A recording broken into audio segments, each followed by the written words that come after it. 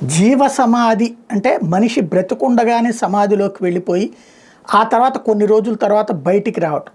యోగా సాధన అలవాటు ఉన్నటువంటి వాళ్ళకి, వాయుస్తంభన విద్య అలవాటు ఉన్నటువంటి వాళ్ళకి ఇది చేయగలుగుతారు. అయితే అది కూడా 2-3 రోజులంటే సుదీర్ఘ సాధన అయి ఉండాలి. కాకపోతే ఇట్లా చేయగలగడం అనేటటువంటి శక్తిని ప్రదర్శించడంలో వైఫల్యం అయ్యి చనిపోయినటువంటి వాళ్ళు అనేక మంది ఉన్నారు. ఇప్పుడు అట్లాంటి వ్యవహారమే తాజాగా కేరళలో జరిగింది. గోవన్ స్వామి ఆయన జీవసమాధి అవుతానని ప్రకటించారు.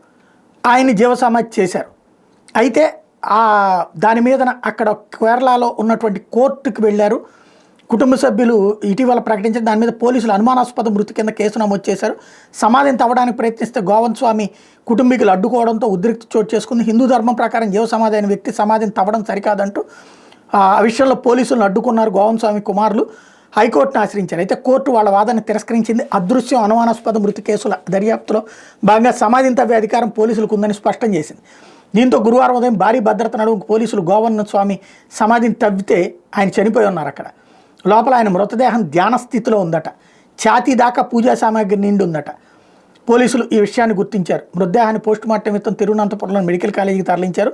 ప్రాథమిక ఆధారాల ప్రకారం గోపన్ స్వామి సహజ మరణమే అని, అతని మృతదేహం మీద ఎట్లాంటి గాయాలు కనిపించలేదని తేలింది.